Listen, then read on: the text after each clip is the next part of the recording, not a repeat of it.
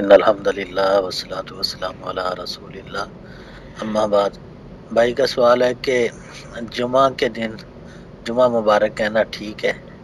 جیسا کہ عام فیس بک پر دیکھا جاتا ہے کہ جمعہ مبارک کو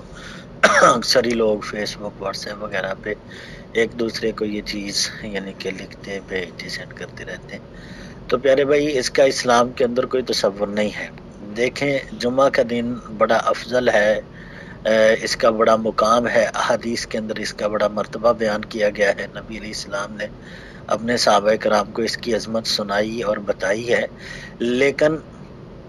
اس کی عظمت میں یہ بات کسی بھی صحیح حدیث سے ثابت نہیں کہ اللہ کے رسول صلی اللہ علیہ وسلم نے جہاں جمعہ کے اعتبار سے ساری باتیں